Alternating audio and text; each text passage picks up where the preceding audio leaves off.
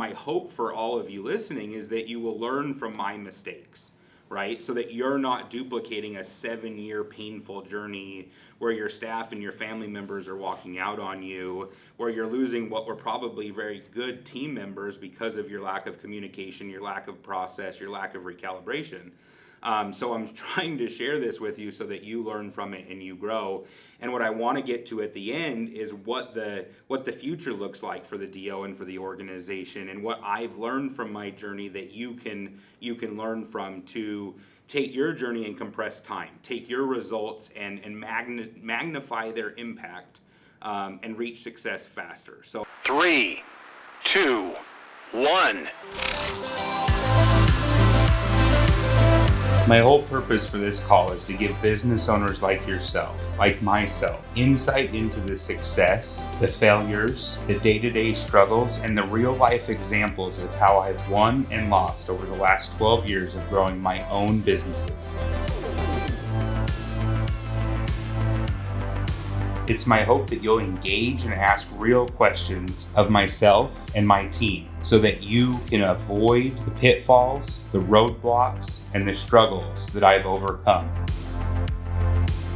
I want to share with you what I'm doing in my businesses, plus the businesses that I help run across this country. I want to give you the insight that I've learned coaching clients in medical, real estate, accounting, and other professional services, and how we've helped them live the life of a visionary entrepreneur, scale their organizations, and leave a lasting legacy on this world.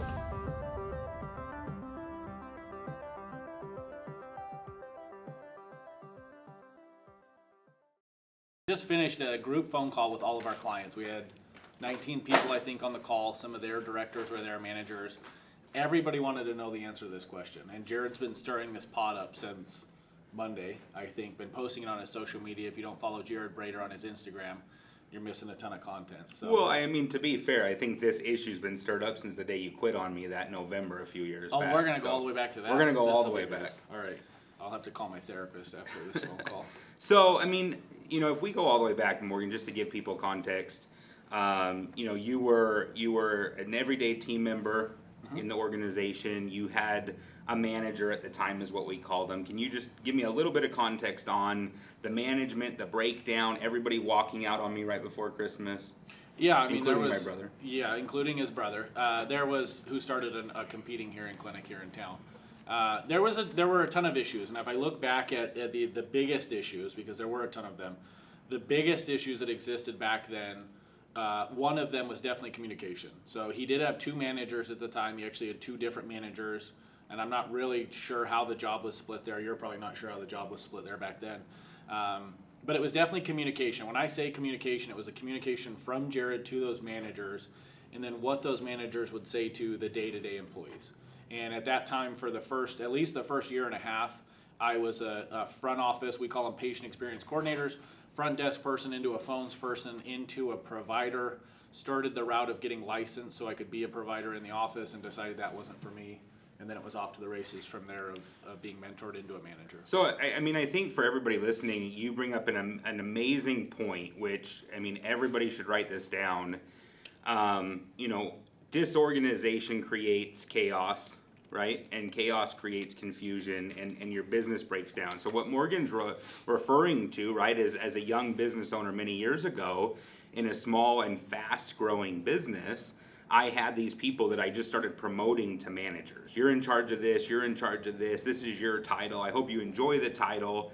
And there was no clarity of roles and responsibilities. So now, fast forward this number of years, we have EOS, we have structure, we have core responsibilities, it's communicated clearly, and we're rowing in the right direction. So all my managers got up, walked out about the same time, all within about 30 days. My brother left, started his own competing business, and Morgan was kind of left in the dust, or just kind of like, what the hell just happened? So what kind of transpired at that point? Yeah, there's an age-old saying. Reese reminded me of this saying the other day of in war there's great opportunities, right? And there was definitely an opportunity for me in that moment when the old managers left. I definitely saw, and I think I realized I didn't want to be in a certain position in the company, and that is what I wanted long term. But the pieces definitely fell, and they fell hard, and that ripple effect from managers walking out and the team being left with Jared as the owner, and one other admin staff that's been with you for years, fear, absolutely fear of job uncertainty. Is this the right fit? Did those people walk out for a reason that I should know about? Fear was definitely the first basic instinct that I think all of us were experiencing is, what the hell just happened? Why did it happen? What's the story? What's the truth? Should I leave? Is this a good place to work? And, you know, obviously you can't crystal ball looking 4 or 5 years into the future and see where we are now, but Yeah, I mean, looking back, I wish we would have managed the breakup a little bit better, right? Oh, sure. But you moved into this role as, I think probably we called you a manager at one time. We probably called you a general manager at one time. Sure. I think we called you a DO at one time. Like, you had many titles in this, and I think you did a great job bringing stability. You've always done that, you know, by my side. And so we started growing again. We started getting traction again, and then I think about a year later, you were out too. Yeah, burnout happens. You know, to everybody, I believe, at certain times in life and in business. And for me, the burnout was to a point that I decided to move on and see what I could accomplish in a more marketing setting. So looking back, I know we've talked about this. It was knowing what you know now and being with me on this, you know, journey and seeing the evolution and seeing coaching other businesses and leadership and mentorship and all the trainings you've been to. Like, can you point to certain things that cause that burnout? Definitely, yeah. We just talked about this on the last phone call as well. And so if you weren't a part of that group, if you're not a part of the coaching group, reach out to me and I'm happy to email you these 3 things. But lack of communication, lack of process, and lack of recalibration. All 3 of those things are the main reasons why businesses fail. And if I look back in the day, I think all 3 were definitely present, especially at the same time, which was detrimental. And you talk a lot about chaos. And I remember very specifically all of us, the entire group of us that were left after the managers left, were left in chaos. And it wasn't a healthy place for anybody, you know, to be or live. And I think that's also a part of what does make me such a good coach, especially to other owners that are practice owners, like maybe some of you that are watching this video right now, is because I've been there. I've been on the good side of Jared, I've been on the bad side of Jared, I've been with good managers, I've been with terrible managers, and I've been there. I've lived in the chaos, and we've risen from the chaos. So I think that's part of how I can help other people lead out of the chaos and the fear. So, yeah, and so this was all before 90, right? I found this thing called the Entrepreneur Operating System. I went all in, right? Read all the books, studied it, implemented it, fine-tuned it for a number of years, like, and we're really humming along now. And so as that time and that evolution went through, I ended up with a new DO roughly 2 years ago, a little bit less than 2 years ago, trying again, right? What number was this? Number 7? For manager in my practice or leader in my practice or DO, it was like my 7th attempt, right? Yeah. And my job on this call and my hope for all of you listening is that you will learn from my mistakes, right? So that you're not duplicating a 7-year painful journey where your staff and your family members are walking out on you, where you're losing what were probably very good team members because of your lack of communication, your lack of process, your lack of recalibration. So I'm trying to share this with you so that you learn from it and you grow. And what I want to get to at the end is what the future looks like for the DO and for the organization, and what I've learned from my journey that you can learn from to take your journey and compress time, take your results and magnify their impact, and reach success faster. So I'm glad you're here today. Morgan, when you look at, so my last DO, right, and you look at the journey there, better than my previous managers, better than when you quit me, but kind of what did you see during that journey? As far as what? With the new, you're talking about 2 years ago? Yeah, about 2 years ago, right, really high on life, hired a great person. Yeah. I had a very specific intention, one very specific intention, to knock out process documentation. So a little over 2 years ago, I wanted to go to Arizona. You wouldn't let me go to Arizona. You said you need structure in the organization. You need to build a stronger business and foundation before you're ready. So we hired a new DO, and gave a very specific task, which was process documentation and making sure everything within the business, from how to replace the toilet paper through how we make money, was documented, accurate, and followed. Yeah, he's not joking either, by the way. The toilet paper to the treatment starts is all documented at this point. One thing I want to back up to, and then I do want to talk about what happened 2 years ago, is the biggest shift 2 years ago that I saw out of Jared was the way less of a focus on the title of the job. And I think people get this wrong even today, but years ago we got it wrong, is the importance of a title to a person. And don't get me wrong, employees care. A lot of employees care about what's a manager, what's a leader, am I the team leader, am I just a manager, whatever. Us focusing way less on the title and way more on the roles and responsibilities was a huge shift. It was a small shift, but that small hinge that swung large doors was, like Jared said, he went into an interaction with a person knowing exactly what he wanted out of that person. And I think now that it's all said and done, you really look at that person as more of a project manager and less of a DO. And that's why I say the titles do not matter. Because he might have went into that relationship calling her a DO, a project manager. Well, I mean, to be fair, it wasn't, right? To be fair, there was 2.5 years ago, 2 years ago, a director of process and a director of people, if you will, or operations. And then those people came and went, and then a new title was made with new core responsibilities for director of operations. And so, you know, looking back, I probably wouldn't have given the title. I probably.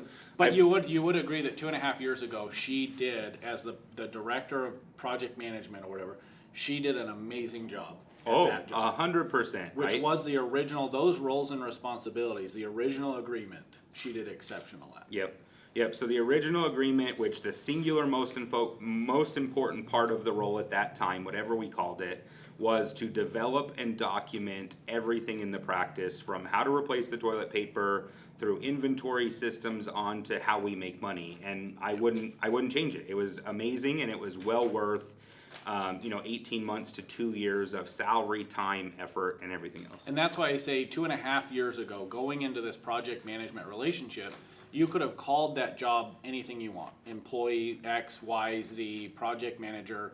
But he did know the 4 or 5 responsibilities that person was in charge of, right? They went into that relationship knowing, here's the 5 things I expect from you. Here's what the end result should be. Here's what success looks like. Now go, and it went amazingly. Not when a job title changed, but when the roles and responsibilities changed for that job, so did the relationship in the business. Definitely, and I think this is a huge takeaway for everybody listening. If you're watching, if you own a business, if you work in a business is not static, right? Especially a growing business. There are stages of business growth. There's the startup phase, there's the growth phase, there's an optimization phase, there's an expansion phase, there's a scaling phase, right? There's these phases.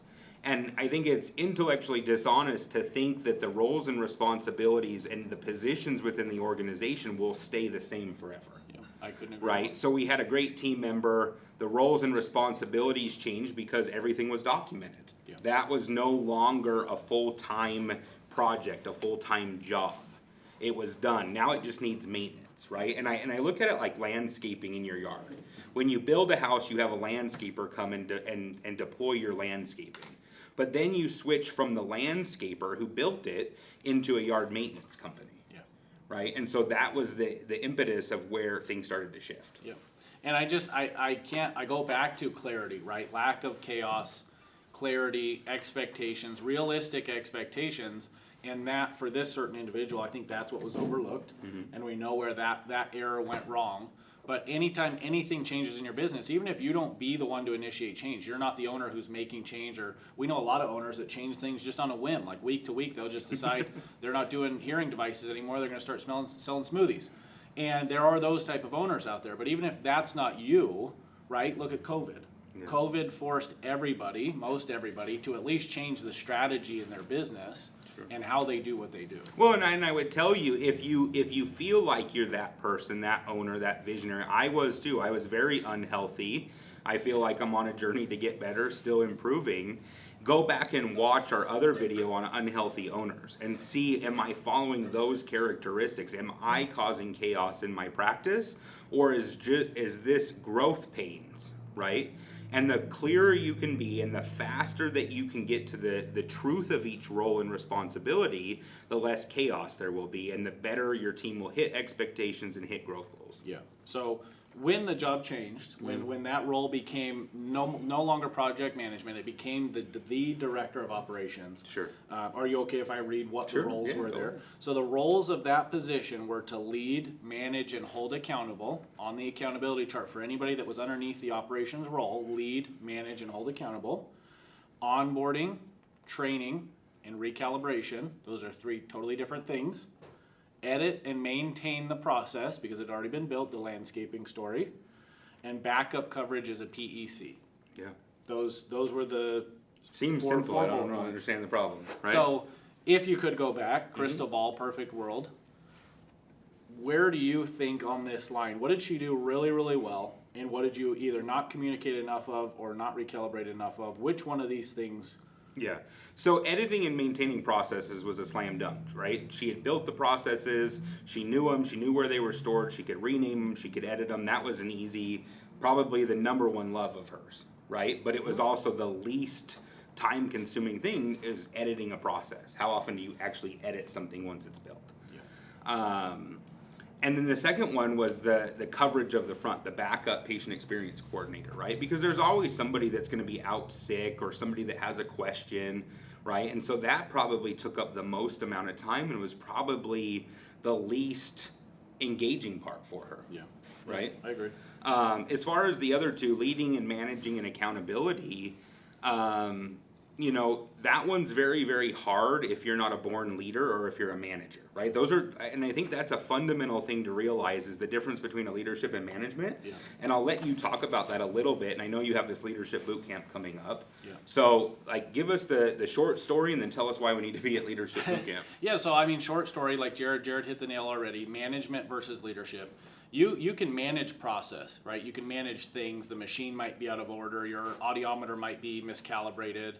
Whatever it is, whatever product you provide in your office, you can manage those processes in your office or the thing.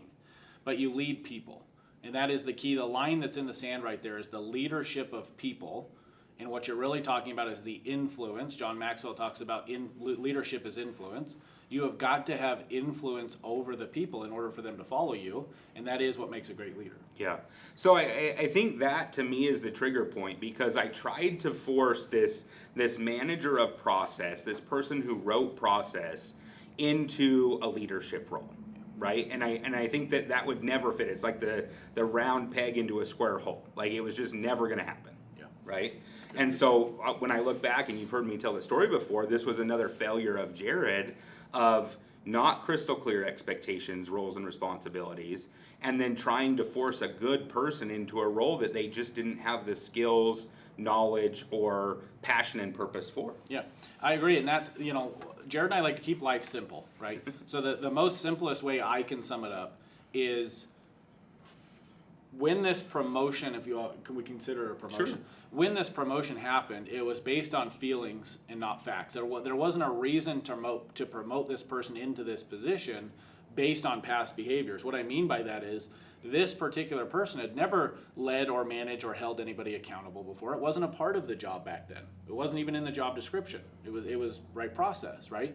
This person had never onboarded an employee before. This person had never trained an employee before, and they've certainly never recalibrated an existing employee before. So those things, the simplest version of the skills, doesn't mean she didn't want to, but facts, not feelings, she didn't have the skills to go into that position. And so one small change, little hinge that swings a big door for us that we've changed in the business, is if you are changing positions in Jared's company, you will reapply for that new position. You will put your name in the hat. You will go through the entire process. You'll tell us why you should have the job. You'll go through interviews with me. We'll have you take Colby's. We'll assess the situation. We'll agree on expectations. And then if you're a good fit for that role, you can go Yeah, ahead and I have another story here. So that was a huge thing for me is you basically have to reapply. And it just happened with, we had a PEC in St. George, wanted to move to Scottsdale, going to work in our Scottsdale expansion, and had to reapply to be on the phones team. right? Went through the same thing. Yes, I agree to these core responsibilities. Yes, I will come over for 10-day phones training with Reese. Yes, I will do this, right? And had to learn the whole new job. Where the old Jared would have just said, great, you're moving, we're just gonna move you over there, and not given clarity of roles and responsibilities and made sure we had buy-in, that get it, want it, and capacity to do it that EOS talks about. And that's why, one thing that I love about Jared's coaching is that he's lived it, right? I've lived it. I've promoted people that they didn't deserve a promotion. I've hired people I shouldn't have hired. I probably fired people that didn't deserve to get fired. But as we learn and continue to grow, we share those experiences. And on this particular subject, I think the greatest learning experience that we've had is that you cannot promote someone based on feelings.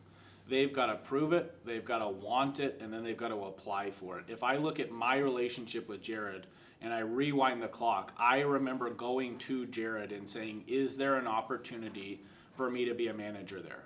And we explored what those conditions looked like. It took me a year and a half of me under his wing, of learning everything that Jared wanted it to be done, the way it should be done Jared's way, and doing it my way, but his way, and then the burnout still set in. But I went into that position knowing I had a desire. But when we see this still a ton, when people promote someone in the office who's not begging you for that promotion, they didn't ask you for that promotion, you certainly haven't agreed on what that looks like, failure is... Well, and you wrote a great white paper on this. If they haven't read it, they should reach out to you at Morgan and Dodd Experts, but how you can promote a good employee into a bad leader. Yeah, absolutely. Right? We've done it.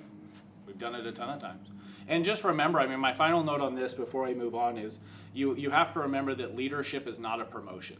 It's a choice. And it's a choice that person has to make every single day of their life. Jared has to wake up every day and decide, am I going to be a good mentor today or am I going to be a bad mentor? I have to wake up every day and say, am I going to be a good leader today or a bad leader today? And I believe Morgan's philosophy is that there are people in this world that are naturally born leaders, and there are people that are not. It doesn't mean you can't develop certain skills, don't get me wrong, but leadership is a choice. And so if you have somebody in your office who's not proving that they take that choice every day, you can't give them that position. So the next thing I want to hit on, because this thing we've tried now many managers, right? Mm-hmm. Managers, directors of operations, we can come up with fancy titles. We tried to put somebody in charge, right? And will that person ever have the ability to lead if I'm still alive and breathing? No. Okay, tell us more. No, you can't, because, the way I often put this, and I don't know enough about businesses outside of the 3 or 4 niches that I've spent time in.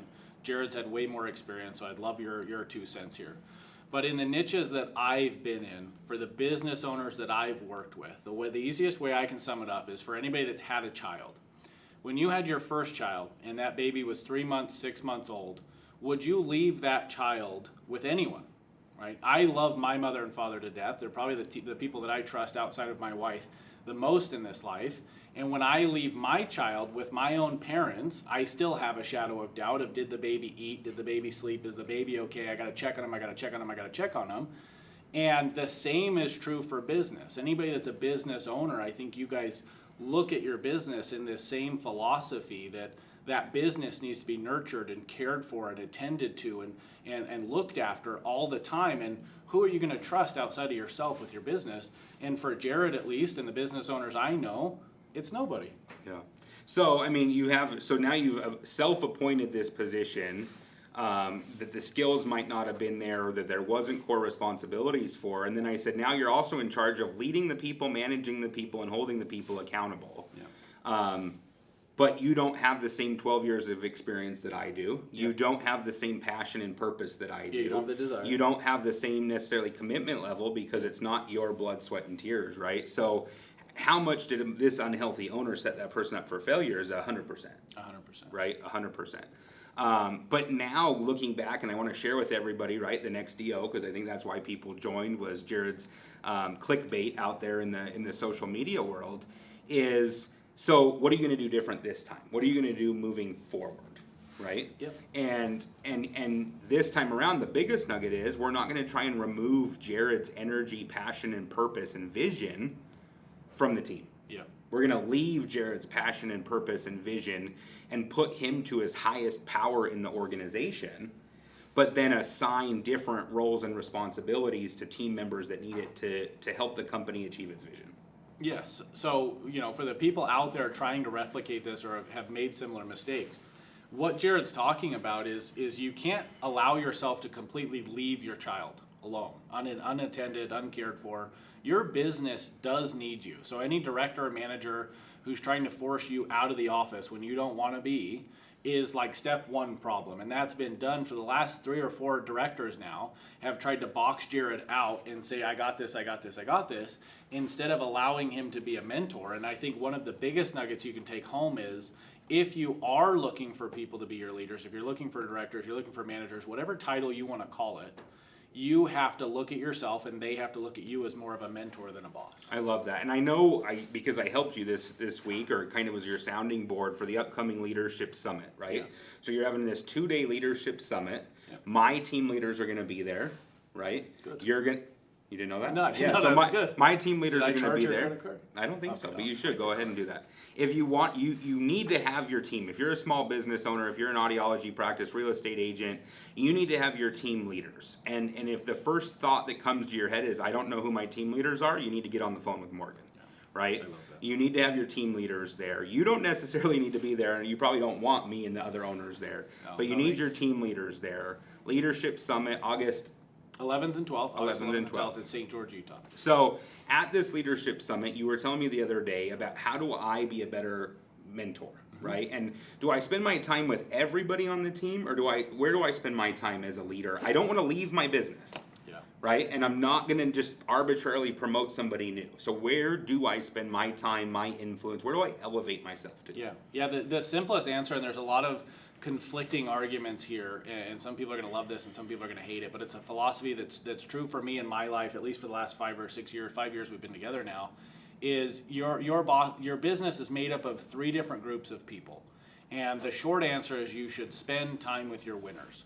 The more time you spend with your winners, the more they're going to win and the more success that you will have.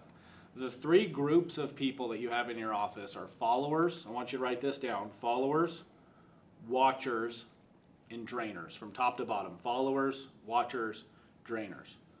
I believe you should spend about 80% of your time with the followers. Those are the people that understand your vision. They get it, they want it, they have the capacity to do it. They seem to finish your sentences. They understand what their mission in life is and how it aligns with your mission in the business. They get it. They're a loyal follower. 80% of your time. 20% of your time should be spent with the watchers. The reason that I call them watchers is because on any given day, they might watch the loyal followers and say, I want to be more like that person and go in a positive direction. Or as a watcher, they might look at the drainers and say, today I'm having a bad day. So any given day, your watchers could go good or bad, positive or negative. They could pull your business down or they could lift you up. And if you can spend 20% of your time focusing on those watchers, you might be able to pull them out of that slump of watching and into the movement of following you. And absolutely no attention, no love, no mentorship, no appreciation should go into drainers. You have them in your office. It doesn't mean you need to fire them. I've changed my philosophy after Jared's mentorship on firing people who are drainers. We call them liabilities in your office. The drainers in everyone's office exist. They exist right now. That's okay. Just you don't need to put your energy and your time and invest money into them when you have winners on your team that do need your attention. They need your nurture. They need your love. They need your passion. They need more of you, and the drainers don't. I love it. You're giving away some good nuggets here for Leadership I Summit. can cancel it. Cancel the 11th and 12th. No. I think everybody's just going to be hooked and want to be there with my team leaders side by side, seeing what the future holds, how to grow, how to expand, and how to trust that autonomous team that we've spent the last 2 years building. So we're going to get to the new DO and kind of what the I'm going to future... keep delaying him so you guys don't get the answer. what the future looks like. And I think the nugget to take home is nobody will replace your passion, your purpose, and your energy, right? And the principle that we teach new hires, the principle that I've had to go back and refocus on, is the idea of elevating myself to where my greatest strengths are and then delegating roles and responsibilities to other people on my autonomous team. right? And I used to do that by fake promotions. I used to do that by elevating other people that weren't ready for it, turning good employees into bad leaders. And now it's about how do I elevate myself, right? Because this is who has the passion, the purpose, the vision. And you are too. If you're a visionary entrepreneur, you have that. And it's your job to take that to your team. It's your job, whether it's weekly, whether it's monthly, whether it's quarterly, whether it's certain training days. Your job is to bring that to the team. You're never going to be able to hand that off to another person. That is you, that is you, that is you. I agree 100%.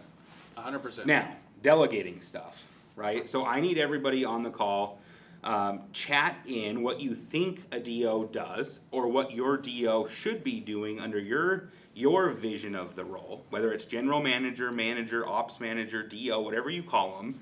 What is your right-hand person doing in your business, or what do you think What do they you should think be they're doing? Yeah, that's good. So chat that in. I want to see some answers here. Because everybody comes to this call and says, well, I want to replicate Jared. Well, you haven't been on the same 12-year journey that I've been on. You haven't made the same mistakes that I've made, and hopefully you won't. Hopefully you learn from my mistakes to compress time and increase your profitability. My growth stages are different than your growth stages, right? I've shrunk my number of businesses and offices in the last 2 years while I developed process, right? I've cut some people from my team while I've developed culture and core leadership in my organization. So chat in under your guys, under your belief, under your current roles. What is your DO, your general manager, your team leader doing in your mindset? Love that. It's always fun to see what do people actually do versus what do you think they do in any given day. Is always a fun, but it can be a painful exercise. If you're one of the small business owners or entrepreneurs on here, there's many more single and two-person businesses in this country than there are bigger organizations. So if you don't have a DO, if it's just yourself, if you're solopreneur, chat in the things that you think you need to have done. What type of structure, what type of systems, what type of roles and responsibilities are you not getting to as the overwhelmed visionary entrepreneur? I know one for sure that Yeah. I hear all the time is deal with my people problems. Sure. And I hear it just like that. I want someone, my director should be handling my people problems or my people. So I have a question for you, Morgan, because you're my people person. How convenient. So systems don't break down. There's 3 reasons systems break, Yep. right? Or that we don't hit goals. And not one of those 3 is because of people. No, not directly. So where is this disconnect between deal with my people problems and why systems and businesses and processes really break down? Yeah, and this is why I love these three things that Jared taught me years ago, and we actually teach these 3 things to all of the new employees. So within the first 10 days of employment, in their onboarding videos, they'll actually be taught what is lack of communication, lack of process, and lack of recalibration. And on the people side of things, it can definitely be all 3. I think if I could go back in time and speak for Jared, when his managers were about to walk out or did walk out even, he was hoping that somebody would step in and deal with his people, right? And what led to that, and when a lot of times when owners tell me, I want somebody to deal with my people, what they're talking about is, they have one staff member who's late to work every day, right? And it's like, so you're late to work, right? 5 days a week you're late to work. What is that? Is that a lack of process? Do you in your office have if you're late to my office, here's exactly what will happen to you? Well, a verbal Process. warning to a written warning of process. Is it a lack of communication? If you were told that employee that your workday starts at 8, right? You remember when we visited that one clinic where we asked what time does work start, and everybody's like, I get here at 8:30, I get here at 8:45, and the owner's like, well, the door's open at 8, so I don't know why everybody's getting here at different times. So it could be a lack of communication, or it could be as simple as a lack of recalibration. When's the last time you went back to this employee and said, hey, work starts at 8, you keep showing up at 8:05, I wanna make sure everything's okay with you. I'll tell you the big one that I've heard from managers over the years is so-and-so didn't clock in. That's a people problem, right? I was one of those people. Yeah, so-and-so didn't clock in, so what did we do with you eventually, at some point? What was the solution besides trying to fit Morgan into a round? Yeah, the original solution was dictatorship, and you better clock in or you're gonna get in trouble. And then the wiser solution for the people was you could clock in and out on your phone, And if you had to fix your time card, you could send an email to the time card at time card people, and the magic, behind the curtain would fix your time card for you. Yeah. And so for me, what's even the higher one is just putting on salary. Yeah.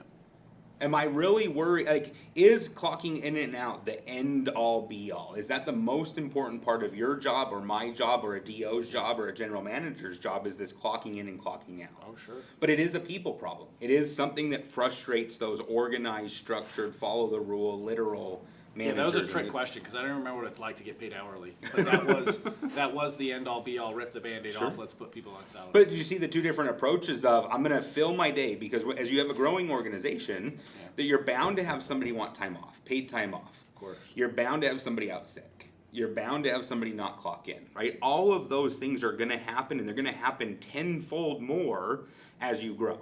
Yeah. So what is the best solution is to get to a point of process, communication, recalibration, make sure that you're following EOS. Does the person want their job, know their job, have the capacity to do their job? And then find a solution that's bigger than this, because I don't want to deal with time clocks either. What I want to deal with is, how do we make more money? How do we grow this business? How do we double next year what we did? And if I'm focused over there on the little things, everybody in the organization's distracted, negativity abounds, chaos abounds, and then we don't get traction. Yeah. So solve it on a bigger issue would be my answer. Anything else, Chad? I used to love when you would tell me, back in the day, you would tell me to swing big swords. Yeah. And what you meant by that was, solve the issue once and for all. Stop going back and forth, tit for tat, messing around with these little things. Swing the big sword and get it done. Yep. And I used to love that saying, just because it's like, take So, action. so you Take hear action. people problems. We reviewed some of our private coaching clients' 90 software to look at their managers and DOs. What were some of the other, did you remember any of the other things that you saw in there? Oh man, yeah. I mean, everything like you have, from the toilet paper to the process of starting treatment in their office or selling their product. People don't have process. Sure. Right? And so do you think, like, it took me 18 full months, dedicated person off-site, to get through that, right, this growth journey of my business, right? I wanted to grow and expand. You made me shrink. We focused on process documentation. 18 months, probably $150,000 plus invested. We documented it. We have it. We're ready to go. Now we're going into other states. Is that just part of the business growth cycle? Did we do it right? And how do your coaching clients, how do our coaching clients compress that time and learn from us? Yeah, I mean, you change the little things that Jared's talking about, and you can definitely you can shrink that length of time by avoiding Jared's mistakes 100%. So if you're listening to what Jared's saying and you're absorbing what he's talking about, from how titles are not important, give clear expectations up front, recalibrate often, all of those things. If you're listening and you're paying attention, that will shrink your time down. But also on top of that, I think there's a reason that Jared talks about addition by subtraction. And there was a time where Jared said, let's go down and start this clinic in Arizona. And we were still in the scaling phase. We were building a solid foundation. Anybody that's ever Scale. We're still in the scale We're still in phase. the scale phase. If anybody's ever played with like Legos, if you don't have a solid foundation before you start building that really tall Lego chain, it's gonna topple over, right? And what we were about to do, I believe the mistake we were about to make, is to start scaling the business and building this tower when we had little to no foundation. And so addition by subtraction, we went back and said, no, here's what we need to do.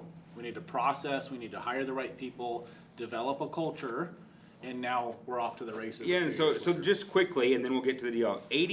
Scale versus scaling, right? Scale means you're spending 80% of your time putting out fires, building process, working with your people, establishing your business. 80% of your time, energy, emails, frustrations is working on the business in that regard, right? In the business, solving problems, figuring out what our business model is, what our sales is, what our marketing is. When you're done with that and have the strong foundation that Morgan's talking about, you transition into scaling, right? I took a step backwards for 2 years from scaling. I scaled before I was strong enough to support the growth, and now we're back to scaling. And what that means is I'm moving into other regions. I'm moving into other territories. I'm ready to duplicate my proven business model that has a proven profitability, that has a proven process, that has proven people. Now I'm ready to duplicate that and take over other regions and states. Yep. I love it. So Dio, You're about to tell you're us about ready. the You're deal? ready for the I'm deal. gonna log out really quick. So I said, right, my next DO is coming from a very well-established, highly rated practice. My next DO is an industry veteran. My next DO has been through the thick and thin, right? And my DO, these are the words that I wanted to share today, and Morgan told me I couldn't. My DO is the last 2 years of work in the autonomous team that we built. My DO is the team and the culture and the people that we've built up over the last 2 years. That's my DO. Led by my energy, my passion, my purpose, right, and my mission. But the DO, the person that's in the day-to-day operations of the business, is my core leadership team, the people that have been with me. We just had a few hit 5 years, right? And that is my DO. It's not somebody being promoted, somebody being brought in from outside. It is elevating myself to a better leader and delegating core responsibilities to the core leadership that's been around me. I love Did I it. do a good job? Well, nobody logged out, so we'll see. Like, you might get about a thumbs down on YouTube, or you might get thumbs up. But I personally love this philosophy because Jared's worked his ass off, and I think I've worked very, very hard over the last few years to build a certain culture at his clinics. And the culture, the people, the trust, the bond, the process, everything that they have in that office is finally to a point, in the people and the autonomy that they have, is finally to a point that they can truly take that ball and run.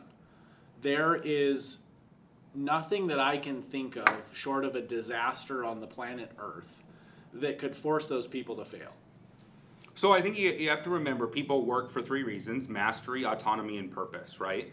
And we now, with our new online training center and our onboarding videos, we have an onboarding plan including introduction to our specific science in audiology by Dr. Darrow. If you don't have that module and you're in our audiology groups, you need to reach out to Morgan. But we gave them mastery. They know exactly the formula we follow to make money in our business. They know exactly how to treat patients by Disney and Ritz-Carlton standards. They know exactly how to follow a proven process, right? They have mastery of what they do. They also now, because I've trusted them, I've empowered them to be autonomous. They don't have a daily manager. They don't have somebody to go hold their hand. They have to be and survive based upon our core values and our core principles and our core teachings and our core process. And so they're autonomous, right? And then I am not leaving. I am the purpose, the passion, and the leader of the organization, and I will always be around, and I will be spending my time with those 80% of followers.